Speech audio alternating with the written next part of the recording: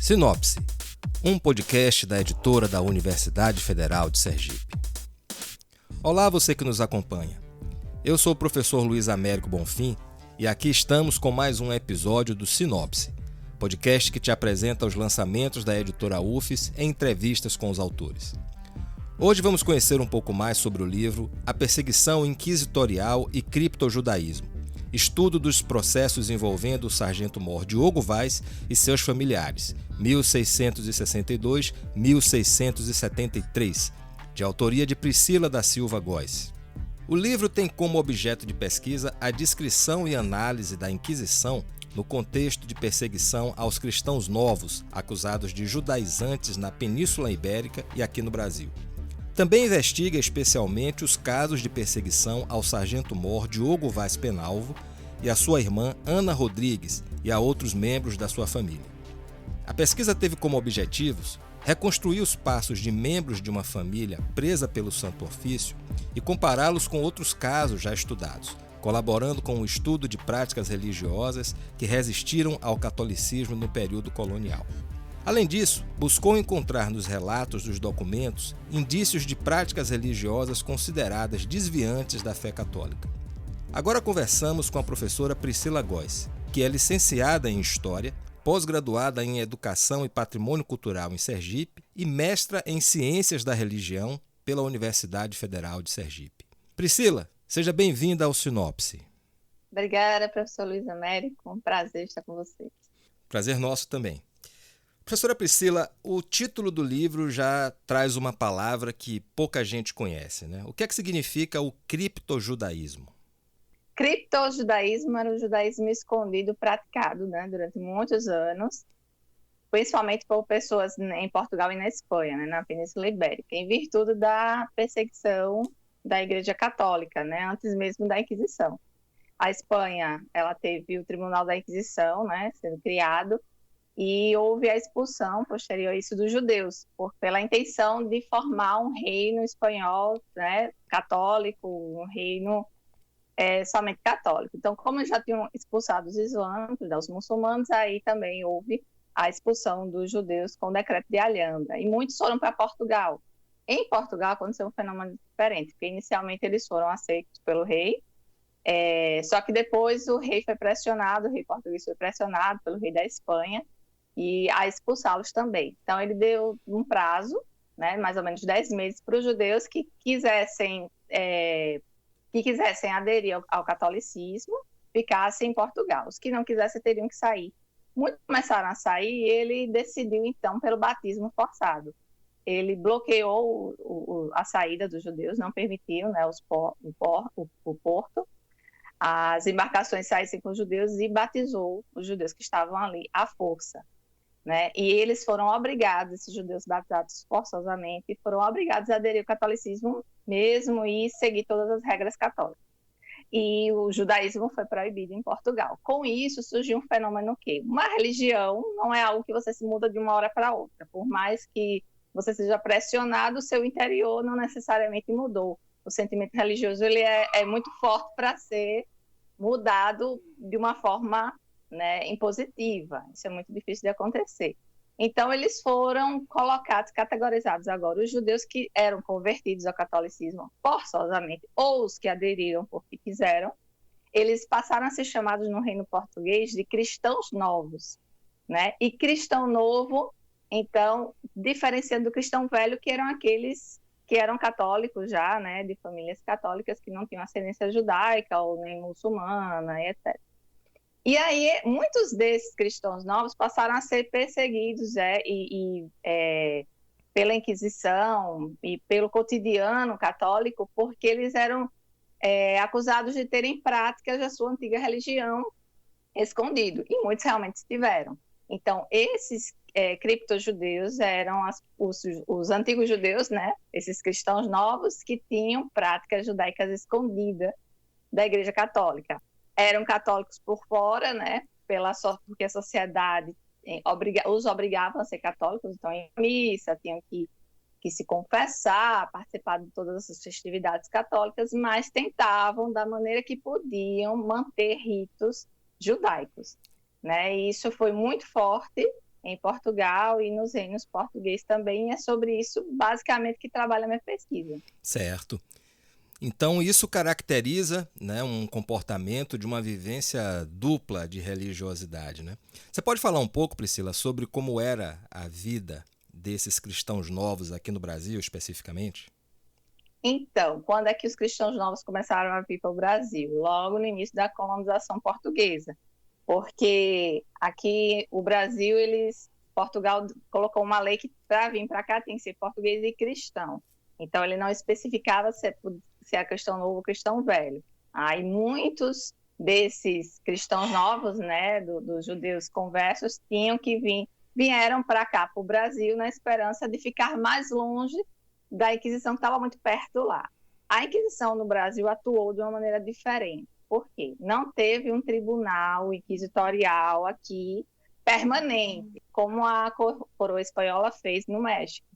Então, aqui no Brasil funcionava com visitações, foram 3 visitações, e havia também os familiares da Inquisição, que eram as pessoas que vigiavam, né, vamos dizer assim, no popular a gente pode dizer que eram os vigias, né, do Santo Ofício, que podia ser qualquer pessoa da elite, né, algum homem que fosse considerado um bom católico, que recebia essa patente da igreja para fiscalizar e receber as denúncias e enviá-las para Portugal. Então, o processo não acontecia aqui, acontecia em Lisboa, no Tribunal de Lisboa.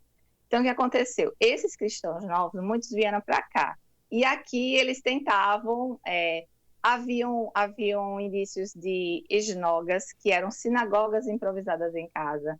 Eles se encontravam, eles faziam os rituais que podiam fazer juntos, né? As festas, celebravam jejuns, e as principais festas judaicas eles tentavam fazer, né? Tudo escondido.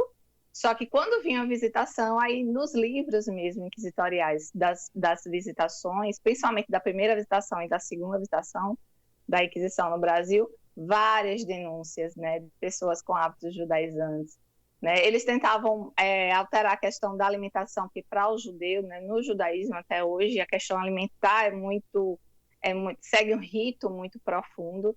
Então, eles tentavam fazer, por exemplo, não comer carne de porco, lebre, coelho, peixe só de escamas. Então, tudo isso vinha também descrito nos arquivos da Inquisição. A gente encontra muito esses relatos nos documentos. Sim. E muitos dos hábitos que os cristãos novos aqui, principalmente no Nordeste do Brasil, acabou adquirindo, né, para fugir, como, por exemplo, varrer a casa sempre com o lixo, nunca passar o lixo na porta de casa, da frente, sempre levar para o final. Era um rito judaico, né, para não se passar, em homenagem a Mezuzá, que é um símbolo que se coloca no umbral da porta, então que tem lá uns trechos do livro sagrado, então não se passa lixo ali. Então eles faziam isso, mesmo sem ter a Mezuzá, porque era perigoso ter, né, mas em homenagem, né, por uma questão de tradição religiosa, acabou fazendo isso. E foram hábitos que foram pegando, né? Criaram com costumes aqui, que até hoje a gente faz, a gente não sabe ainda, que tiveram origens no judaísmo. Então, esse cristão novo, ele vivia dessa forma, pelo segredo. E uma das coisas que eu trabalhei muito é a questão do segredo, né? George Simmel, a teoria dele, que como o segredo ele conseguiu guardar, né? Religiosidades. E no Brasil isso é muito profundo. Não só a gente vê isso também em outras religiões, né? Mas a questão do judaísmo está muito enraizada, essa questão do segredo, né? De passar de geração em geração, eles conseguiam passar o seu judaísmo de forma secreta. Certo. E especificamente no livro você fala dos processos que envolvem o sargento-mor Diogo Vaz e seus familiares, né? Qual foi a situação específica em torno desse personagem? Então, ele foi o primeiro documento que eu li, que eu tive acesso. Uma amiga, inicialmente eu não tinha interesse de pesquisar a Inquisição, eu queria pesquisar os costumes que ainda nós temos na sociedade brasileira, principalmente nordestina, que são traços desse criptojudaísmo. E eu comecei a ler sobre isso e não tinha tanto interesse de pesquisar a Inquisição, até que eu fui para um evento em Salvador, da UFBA sobre Inquisição e eu fiquei apaixonada pela temática. Eu já li, assim, alguma coisa, mas nada muito profundo sobre Inquisição. E eu fiquei apaixonada nesse evento sobre a questão da Inquisição e comecei a ler e tal, só que tinha o problema da paleografia, né, que é a leitura dos documentos antigos, que realmente, inicialmente, para mim, era um grande obstáculo. Aí uma colega minha, né, de curso, disse, Priscila, eu achei um documento aqui, dê uma olhada, aqui de Sergipe. E aí me passou esse documento. E onde é que ela encontrou? No arquivo da Torre do Tombo, né, que é o arquivo português, que tem toda a documentação do Brasil colonial. E muito dessa documentação, o governo, na época, eu acho que foi no governo de Dilma, ele tinha feito um acordo com esse arquivo português para poder digitalizar toda a documentação referente ao Brasil, para ser acessível aos pesquisadores. E isso foi muito bom, porque assim, a gente não precisava, né, se deslocar para Portugal, coisa que quem estudou Inquisição na década de 80 não tinha essa ferramenta. Tinha que ir para lá, para Portugal, para poder pesquisar no arquivo, que nem sempre estava acessível, porque às vezes o documento estava deteriorado, alguma coisa do tipo. E aí, essa minha colega me indicou, né, Isis, ela me mostrou, e eu comecei a me interessar pela paleografia. Aí decidi, então, trabalhar em Inquisição e ir a fundo nisso. Quando eu entrei no mestrado, eu estava pesquisando só Diogo Vaz e mais outra pessoa que eu tinha, de acordo com o livro que eu tinha lido, dizia que ele era de Sergipe também. Quando eu cheguei no finalzinho da documentação dele, que foi uma documentação extensa, eu vi que, na verdade, ele não era de Sergipe, ele era de Sergipe do Conde. Isso atrapalhou um pouquinho minha pesquisa no mestrado, mas faz parte, né? A gente vai pesquisando, e às vezes o que a gente acha que não é. Então, eu tive que reformular, e aí eu, conversando com o meu orientador, depois de pensar muito, a gente decidiu, então, não, vamos trabalhar só a família de Diogo Vaz. Aí eu encontrei a documentação da irmã dele também, só que não tinha encontrado a dos outros familiares. E aí o que aconteceu? Eu entrei em contato com o arquivo, né? E aí eu paguei e eles reproduziram os outros documentos que eu consegui encontrar. Então, ao todo, eu trabalhei com 6 documentações. Diogo Vaz, que foi o primeiro. Por que ele foi o primeiro? Porque ele foi o sargento-mor aqui de Sergipe. Ele nem chegou a ter os 3 anos de trabalho, né, que eram os 3 anos que o sargento-mor ficava numa localidade até ele ser colocado em outra. Logo quando ele chegou aqui, a irmã dele, que já estava presa, tinha denunciado ele, a Ana. E aí ela denunciou, e aí a Inquisição mandou, né, que os oficiais pegassem ele aqui. Então, quando ele ia começar, estava começando aqui a trabalhar em Sergipe, ele foi pego pela Inquisição, enviado a Lisboa e passou-se o processo dele lá. Ele mais os irmãos dele foram pegos, mais o cunhado e 2 sobrinhos, e um tio e uma tia. A tia eu não conseguia documentação porque ela estava num estado deteriorado, aí o arquivo disse que não tinha condições de digitalizar. E aí, então, eu fiz com o do tio dele, né, que foi o primeiro a ser pego, e foi muito interessante a história dele, porque ele foi o que mais teve acusações, mais de 30 acusações contra ele, e ele negou e ele faleceu, ele tinha mais de 70 anos, faleceu no cárcere. O processo continuou, porque mesmo depois da pessoa falecida, o processo continuava, e ele acabou morrendo no cárcere, mas continuou, e ele foi acusado, e a pena máxima, que era a fogueira, mesmo já estando morto. Então, o que acontecia nesse caso? Desenterravam os ossos, queimavam, né, em praça pública e faziam bonecos, né, chamado efígie, e era queimado também para mostrar que a memória daquela família estava sendo queimada, né? E vários outros membros e amigos, né, de Diogo Vaz foram presos, foi uma família assim, largamente condenada, e o último a ser pego foi o irmão dele, Pedro Vaz. Então, assim, tento fazer esse destrinchar aí como é que foi essa vivência deles, né? Dessa família. É isso basicamente que foi o meu trabalho, né? Certo, muito interessante. Inicialmente, fazer o panorama mostrando a quem vai ler, né? Porque é um trabalho de ciência da religião, Sim, que atua na área de história das religiões, né? Que é um braço da ciência da religião, né? Que você pode usar, você pode ir para a sociologia da religião, a psicologia da religião. Então, meu braço foi a história das religiões. E eu atuei buscando o quê? Inicialmente, mostrar como é que funcionava o Tribunal da Inquisição, que eu acho isso muito importante, porque Muitas pessoas têm uma ideia errada, a Inquisição era só fogueira, todo mundo que ia para a Inquisição morria. Não era assim, né? Não é que ela era boazinha, não, tá? Porque passa anos lá, 3, 4, 5, 10 anos, no, né, preso. Às vezes, depois disso, passava o tempo todo, depois do processo, a pessoa não era morta na fogueira, mas ela tinha outras penalidades, podia sofrer o degredo, que era a expulsão da pessoa de Portugal, ia para outro país, geralmente um país inóspito, às vezes uma ilha deserta, em muitos casos, ou em alguns casos aqui para o Brasil. Inclusive, a irmã do Diogo Vaz cumpriu pena aqui no Brasil. Outros casos, a pessoa ia para as galés, que era um dos também muito terrível essa forma de penalidade, né? Que eles iam para aquele...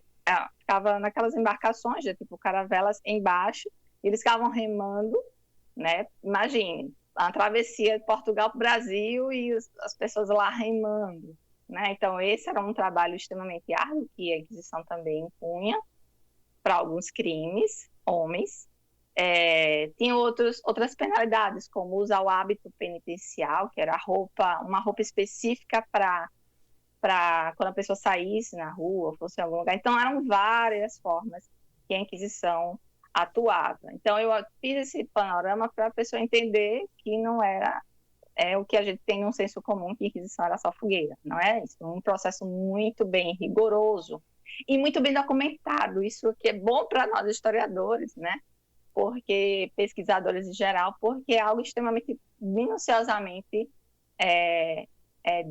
descrito, né? Claro que a gente tem toda uma crítica, como a gente vai ler e interpretar essa documentação, mas é uma documentação realmente vastíssima e riquíssima. Muito bem.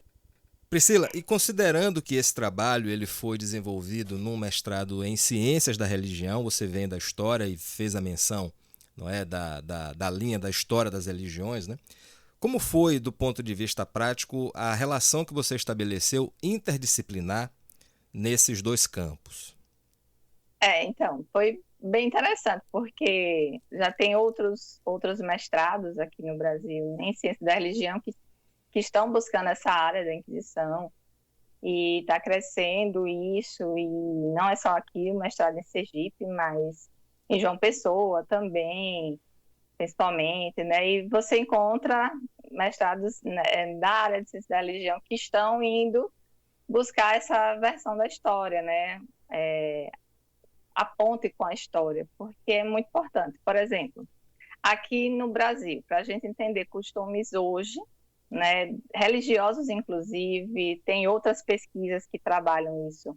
No grupo de pesquisa que eu faço parte, que é o GPDAS, Grupo de Pesquisa Diáspora Atlântica dos Sefarditas, tem pessoas que trabalham esse fenômeno mais atual, mais recente, do judaísmo, desse retorno de pessoas que se reconhecem através da história como filhos dos forçados, daqueles judeus forçados, Sim. né? Que em hebraico se chama Bnei Anossi, e estão retornando ao judaísmo. Então, esse é um fenômeno extremamente atual e que está sendo estudado. Inclusive, um dos membros da pesquisa, do grupo de pesquisa, trabalha com essa temática bem atual. E fazer esse panorama histórico, a gente entender como foi isso no Brasil colônia, né? Como foi isso em Portugal, eu acho que isso é importante também para a ciência da religião, porque a questão da história das religiões está presente. Se a gente não entende como foi esse processo histórico, a gente talvez não entenda bem como funciona o fenômeno religioso hoje, né? É tudo uma construção. E principalmente nesse... Eu vejo que a grande questão é principalmente a gente pensar como foi essa construção do catolicismo no Brasil, né? Que não foi uma coisa simplesmente aceita, foram muitos grupos religiosos. Eu trabalho com judaísmo, mas as comunidades africanas resistiram muito à imposição do catolicismo, as comunidades indígenas resistiram muito. Então, foi a Inquisição no Brasil, que não é muito falada, mas o que eu acho um erro, porque foram cerca de 300 anos. Inclusive, esse ano estamos comemorando, né, os 200 anos do fim da Inquisição em Portugal, que é uma data extremamente importante. Alguns eventos no Brasil estão acontecendo em Portugal também sobre isso.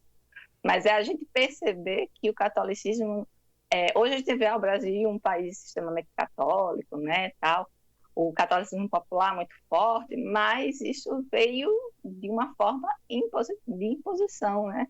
Sim. E com muita resistência. Então, eu acho que o meu trabalho ele quis focar nisso, a resistência, né? O criptojudaísmo é uma resistência, assim como as religiões de matriz africana foram resistência aqui no Brasil, e a comunidade indígena continua sendo resistência no Brasil. Muito bem. Aí está o livro disponível para que essas questões sejam aprofundadas, discutidas. E, professora Priscila, muito obrigado pela sua participação no nosso podcast. Eu que agradeço, professor Luiz Américo, tanto a UFES, né, pela oportunidade de lançar esse livro pela UFES, que para mim é uma honra, já que é a minha casa de conhecimento desde a história, assim, na ciência da religião, e agora na biblioteconomia, né, que é outro curso que eu estou fazendo. Também agradeço muito ao Núcleo de Ciência da Religião, porque foi um lugar que eu aprendi e aprendo ainda muito, que me fez enxergar outros horizontes de pesquisa que eu não teria visto e não teria alcançado se eu tivesse continuado somente na história. Eu sou muito grata à história, mas extremamente grata à ciência da religião. Então, fica aí meu agradecimento à UFES, que tem sido assim, presente na minha vida desde muito tempo. Nem vou dizer quanto tempo, mas muito tempo. Valeu! E você pode baixar gratuitamente o livro A Perseguição Inquisitorial e o Criptojudaísmo no site da Livraria UFES, pelo endereço www.livraria.ufes.br. Aos nossos ouvintes, desejamos uma boa leitura e acompanhe o Sinopse no lançamento da próxima sexta-feira. Até logo!